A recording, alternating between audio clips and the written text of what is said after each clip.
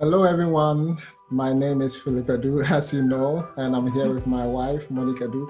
So we're going to have a discussion concerning having a conversation with kids about racism and inequality in America. And for the first part of the presentation, my wife will be talking about racism and where we are now. And also after that, I'll talk about the last two, which is being aware of biases that we have and that other people also have. And then we also talk about a conversation. What are the strategies that you have to use to, talk about racism with your child? I'll go ahead and give it Monique the chance to do the presentation. Okay, so thank you all for coming. This topic is very sensitive and it can often be emotionally charged, as you can see in our news. Currently there's just so much going on. There are riots happening, protests happening.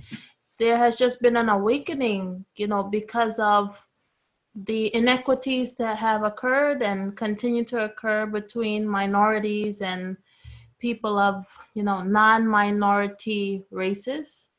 And it's just an important topic that we should always be aware of, and we should always have the opportunity to have discussion. Oftentimes we don't have discussion about it. Even within early education, we get a little glimpse of what has happened in the past and what racism means for us today, but we oftentimes don't get too much more than that. So I think it's very important for us as we're older now to kind of relearn what we haven't learned and to revisit all the things that we have been taught, which can oftentimes be kind of inefficient and can oftentimes have many gaps. So to first start off, of course, I'm sure we all know what racism is, but it's just nice to kind of reflect and hear it, based on a definition from a literal dictionary. So according to New Oxford American Dictionary, racism is prejudice, discrimination, or antagonism that is directed against someone of a different race based on the belief that one's own race is superior. So of course, we know that from hundreds and hundreds of years ago, we know that people of minority persuasion have been treated as less than, as if they have something inferior to those that are of another race. Furthermore, it says that there is the belief that all members of each race possess certain characteristics or abilities that are specific to that race, especially so as to distinguish it as inferior or superior to another race or races. So when they talk about race in particular, they're talking about a specific genetic makeup or group of people that share certain characteristics. So racism, from what I can see and from what I have been just pondering upon and just kind of relearning for myself, I can see that it honestly starts from when we are small and in the home.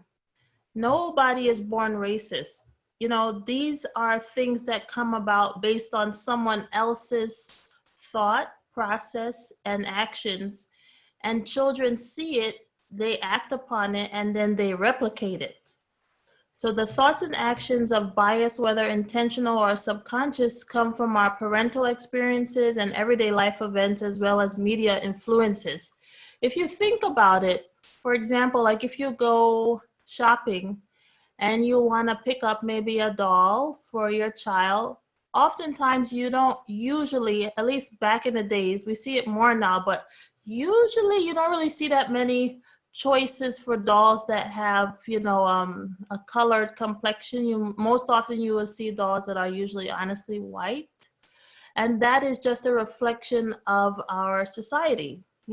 Our society tends to focus upon the non-minority race and kind of perpetuate that the liking of that type of person should be, something that we should hold on to, or it is better. In other words, you're made to feel like those that are minorities are not really as accepted as others. And you can just see it in the littlest of example, the smallest one that I'm saying, like when you're trying to pick up just a simple Barbie doll for your child, you'll see there's not that many options. Things have gotten better, so they have more multicultural dolls and toys. But, you know, when I was growing up, I didn't have that, you know, variety, but now it's better. But it's just a reflection of where we are in society. Of course, when you look at TV, you see it all the time. There are models and people that are thought to be glamorous or very high in their profession. Oftentimes, they are not Black people or minority people. Rarely do you see, like, for example, a Mexican person, a Hispanic person in a high level position. It's rare. I'm sure there are many, there are few, rather, I should say, because of how the world is, but you don't see it very much. You're going to see more non-minority persons in high level positions and positions of affluence and wealth. So it's just all around us, and it seeps in our everyday living, whether we notice it or not. And the children notice it, is my main point. So furthermore, no child is born hating another because of differences. It's all taught to them.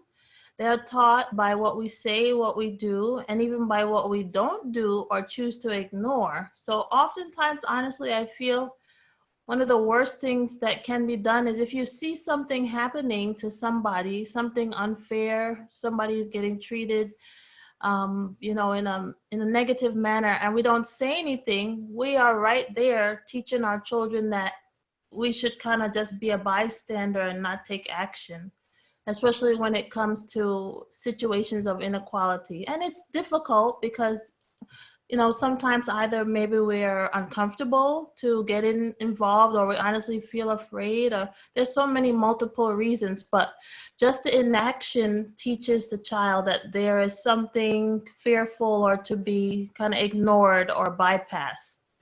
So that's one point I wanted to bring up. And then another strong point I wanted to get forth is that, you know, if we just take a step back and look just straight from the Bible in Genesis, the Bible says, and God said, let us make man in our image after our likeness. So right there, everybody in this whole world is taught that there is none better than another. So the thought process that somebody should be superior than another and more liked or revered is just honestly and absolutely not from God. And that's the sad part. It is actually sin. We can move on to the next slide. So racism continues throughout our history and in our current time, as I mentioned a few examples, and it affects our daily life and our economics. It can thus contribute to persistent inequality among groups of people. And this is important because sometimes when you look, oftentimes we see some people in social media saying that they feel that there are no systemic standards that are set up that are kind of working against minorities. But honestly, if you look into history and trace the timeline, you can see that there is still distinct and specific areas in our lives that reflect what used to happen during slavery times. And it kind of never really went away. It's just been kind of twisted and turned into something else that honestly causes people of minority groups to have less opportunity than others. And you can see it in many different areas. So I'm going to just give you some examples. Yes. So persons of color are often in lower paying jobs. You can see that kind of across the board. And persons of color meaning Black persons, Hispanics, Asians, as compared to other ethnicities. So this is just a graphic going through a few jobs where most of the population that do those jobs, they tend to be people of minority race. We can move on to the next. And occupations with increased numbers of minorities, of course, also too, because of the type of position, are often paid less than those in other areas comparatively. And then that, of course, plays out when it comes to home ownership. There are often discriminatory practices that used to occur many years ago and still occur even now. There are many books written about it. And it just prevents people of certain races, specifically minorities, from moving ahead and building that foundation that you need, which is oftentimes home ownership, so that you can pass on that wealth from one generation to the next. It has been shown that there are just lower numbers of home ownership and this kind of, financial stability that you get when you have your own home. There are just certain barriers that have been set up many years ago that have been removed, but still it's there. You can still see it by the numbers that people are less likely to own a home if they are a minority. And then unfortunately, imprisonment rates are higher for minorities than their white counterparts. So this graphic shows that Black males ages 18 to 19 are 12.7 times more likely to be imprisoned than white males of the same age. And this just, it shouldn't be. We should never see such high numbers. No one, of course, should be in prison, but for some reason, minorities tend to be imprisoned more so than other counterparts. And of note, if you're not aware, I was looking through the Census Bureau data recently, and it tells us that in the United States, and this looks like this was as of 2019, July, the percentage of Black or African American people are 13.4% in the US, and then white persons are 76%. Yet Black people are of a higher percentage in imprisonment than what their white counterparts, which shows an obvious, inequity right there based on numbers. So we can move on to the next slide. It also shows up in health. In our last conversation, we talked about COVID-19 affecting minorities more so than others. And it goes beyond that. COVID or coronavirus just exposed the already health inequities in health. So mortality rates are higher. Those that are of minority races, they often die prematurely, earlier than their non-minority counterparts. Infant mortality is higher. Unfortunately, accidents, homicide rates are higher in this population. And then based on where we live and where we work, we have higher risk in our occupations, work-related injuries, fatalities, environmental exposures, pollutions. It just often tends to be higher in minority population. So as you can see from just those small examples, and this is honestly just skimming the surface of what I have been looking into and just what many of us have been made more aware of now because of everything happening in our world. This is just skimming the surface of the inequity that is happening and continues to. So it's a definite big problem, but it's good for us to be aware of. So I think, from my position, I want to just stress that we should kind of relearn our history, because it's so important to understand that history, so you kind of understand more when you see things happening, why it's happening, because it's not new.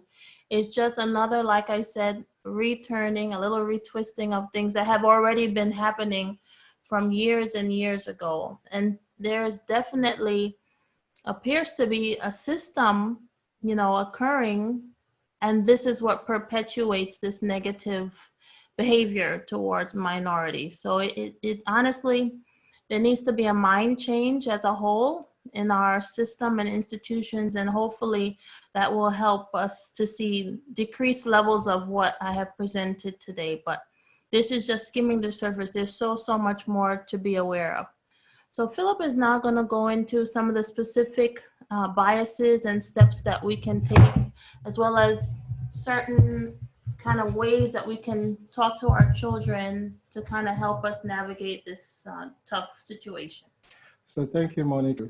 So the next part is, so being aware of biases, not only your biases, but biases around. So there are a lot of things that are related to biases, but for the purpose of this presentation, I'm going to focus on the 4 issues that you have to be aware of as you think about ways of communicating or talking to your child about racism and inequality. One concept that always comes up is the stereotype. So stereotype is just a perceived characteristics of a group of people that sometimes they have been exaggerated or generalized. So let's say there's some incident that happened in a group of people, and then people just generalize that, okay, all of them, let's say maybe there's incident of crime or among a small group of people, and then it's just isolated cases. But because we want to try and um, understand a group of people without having time to investigate and see the individual differences among the group of people, we just say that, oh, this group of people are criminals, right? So that's stereotype. So it's happened all the time, especially when you are not part of that group. So we have a concept called in-group and out-group. So normally, I think it's a part of our survival as human beings because we don't have enough time to learn about outside groups that are outside your group. We intend to generalize. Oh, they are rude. Oh, they are welcoming, right? Maybe you experience one or two people who are welcoming, but you generalize and say that, okay, all of them are welcome, because it helps you to put everybody in one category so that it helps you with your way of thinking about life. It happens all the time. So we have positive stereotype and we have negative stereotype. Most of the things that we're going to talk about are the negative stereotypes that happens. The next thing that you have to think about is sometimes what happens is that because you have been informed about some characteristics of a group of people, when you meet one of them, you are looking for those characteristics. Let's say you have been informed that this group of people, they are so rude, right? So when you meet one person, you are looking for evidences of rudeness so that it will confirm your perception about that group, right? So we call it confirmatory bias. You have already made up your mind that they have some characteristics and you are looking for it. And because of that, you will find it, especially when, in case you are a teacher, and then before you start teaching this group of people, students, the previous teacher tells you that, oh, all of them are not doing well, or no, they don't learn, the teacher says negative things about the student. So when you go there, you already have those biases. So when one person makes something that is confirming your biases, right? You said, oh, yes, all of them, yes, you said it, right? So we have to be aware that sometimes in order for us, as we are trying to understand a group of people, we look for evidence to support our bias. Another thing that you have to be aware of is the in-group bias. It's where you look at your group because you identify yourself with a specific group. There's most of the time you want to favor them, right? Let's say you have two groups of people and you belong to one of them, and let's say you are a CEO and then you belong to the group that a person is looking for a job. There's high probability that you will favor the person you know, right? Because our brain is designed in such a way that we go closer to things that we are familiar with, right? And we want to do favor to people that we can identify ourselves with. So in-group bias is also there, and that you have to be aware of that. And the last one that I want to talk about is the implicit bias. These are biases that it's like unconscious, right? You, like one example is that let's say you are walking in a neighborhood and somebody asks you, okay, why are you here, right? They assume that you don't belong to this neighborhood because of maybe your color, right? So that kind of unconscious bias cause the person to ask you, why are you walking around this place? If the person have a different color, the person wouldn't have asked the person, why are you walking here, right? So these are the implicit biases that people have that we have to be aware of as we start a conversation. So let's talk about the strategies. So in terms of strategies, it's all you have to tailor it based on their age, right? So if they are, your child is in between 0 and 5 years, you have to promote acceptance and affirmation. And I will talk a little bit about that. If the child is in between 6 to 12, you have to create awareness of racial biases, right? Let a child know that there are biases out there, and we have to develop ways of overcoming all these biases, our own personal biases and the biases of the society. We have to let them know. The last one is using things that are cases that are happening as a way of teaching them. What happened about, the police officer who, killed a Black person, right? There's an incident happening. Can you use this incident to teach your child about racism? How can you use that experience to teach them about racism? So these are the 3 strategies that you can use based on the age. So let's start with the first one. So if the child is in between 0 and 5 years, you have to promote acceptance and affirmation.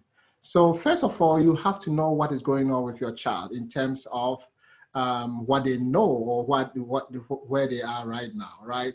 So at that stage, between 0 and 5, they are learning to sort stuff, sorting, grouping things based on maybe color, grouping things based on the size, grouping things based on what they like. They are trying to get in closer to what they are familiar with, right? And they keep on noticing changes, differences in color, skin color. Sometimes before all of a sudden they come and ask you, oh, why am I brown? Or why are other people called white? But it's not really white. Why are they called white? So these are the things that may come as they observe and try to compare themselves with other people. Your goal concerning the communication, you have to make sure that you are helping them to accept who they are, right? They are made in line with the image of God. So let them know that to accept who they are is very important. And let them also appreciate diversity, right? So different colors or skin and everything, try to help them to not have a negative perception about other colors. So by knowing the goal, you have to think about what can I do, right? Also exposing them with books that are age appropriate and also multicultural appropriate, right? Also watching movies and documentaries that are diverse in terms of the color, right? So exposing them to all these things are affirming them, letting them accept who they are. Acceptance is very important at this stage because they see different colors and they begin to question themselves, why am I this color? Is it anything wrong with me, right? Especially when you are in an environment where the other colors are locked, right? So you have to be aware and also strategize that way. And it's not too late, you have to start from somewhere. And we are all learning. We are not experts. We are all learning because when it comes to race, it's not learned in schools. The school don't give you your child information about race, but they need this information to survive because racism might not go away. Although there can be laws that will help to reduce racism, racism might not go away. So you have to equip your child how to deal with this so that they'll be able to handle this challenging issue. So if a child is in between 6 and 12, where are they now? They are thinking about abstract concept, right? Thinking about ideas. They don't have to hold something before they think about it. They are imagining things. This is a time when they see something on TV, seeing that their own color is being marginalized, right? They identify themselves. They ask us, can I be in that situation? And this is a very good time for you to start a conversation. And, they interact with peers, and some will be white, some will be black. They have making friends, playing games and other things. This is a time where sometimes friction comes. This is a time where a friend will say that I'm not going to play with you because of your color, right? Or somebody will, say something bad about your child, right? So what are you going to do in this moment? These are the goals that you have to accomplish in terms of the communication. You have to be aware, you have to help your child to be aware that there are racial biases there. People are going to treat you badly because of your color. And we should let them be aware that, so that they will understand if people are treating them unfairly, right? And secondly, you have to help them to develop the skill to deal with racism, right? So let's say some in a school, and then somebody is saying racist thing against a child or toward a child. What do you want the child to do? Maybe you have to let the child know that he has to talk to the teacher or report to the principal or tell you, so that you take action, right, about that. And then you have to also promote self-confidence, right? It's always good to prepare them that people are going to say bad things about them because of their color, right? But because in the beginning, from age 0 to 5, you have already put in their mind positive things. That the color doesn't mean that the color of your skin doesn't mean there's deficiency. The color of your skin doesn't mean that you are unintelligent. Because when you do that, when you go outside, they don't care what people are going to say. Because you have already done your work. You have already put some positive things in their mind, right? Oh, somebody will come and your child will come and say that, oh, when I went to school today, they were making fun of my hair.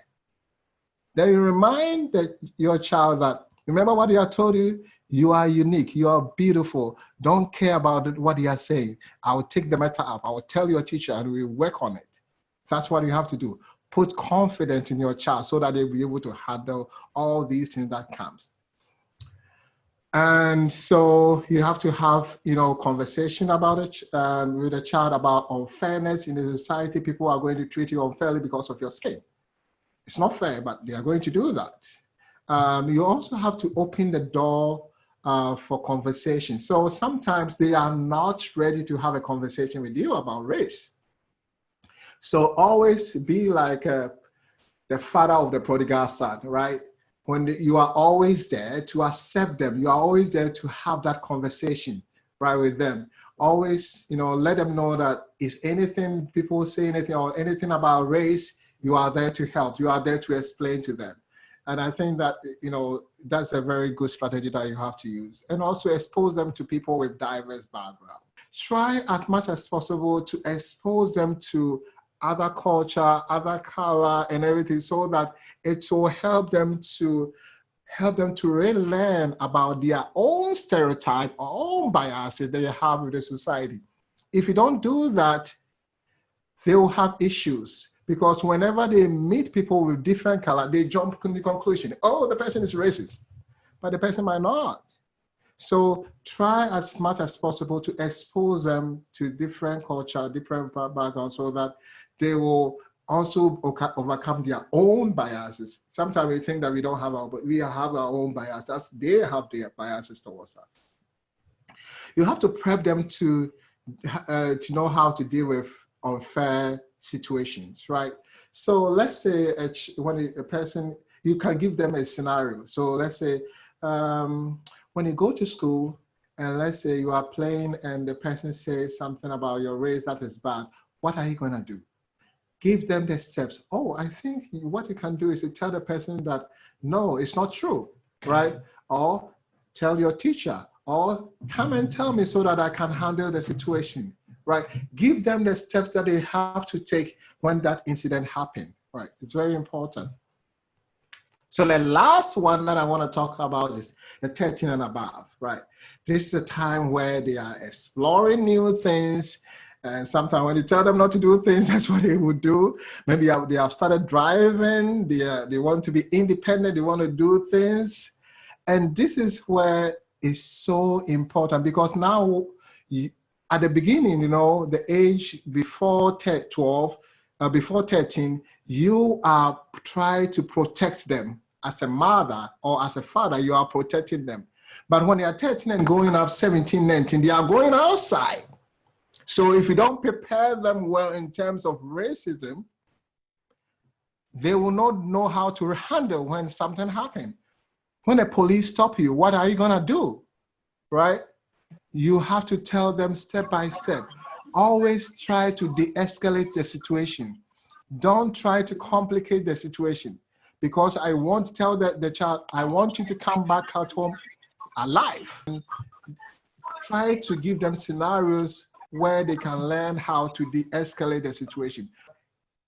Ask yourself, why have you survived up to this time? There are some strategies, unique strategies that you have taken to survive. Try to note all the unique strategies and then tell the child, okay, this is what I'm doing. That's why I'm here right now with you. That's why I've survived. This is how I do in order to overcome racism. This is what I do in my workplace when there's racial tension, in order to overcome all of them. So try to give them all the skills that you have acquired in order to overcome racism, to survive this time. It will be awesome for you to do that. So this is what I have for you. I don't know whether you have questions, and we will be happy to address. And I want to also hear from you, what are you doing to help, so that we also learn from you. What are you doing to talk about it, right? What are the difficulties that you are having, so that we have a conversation?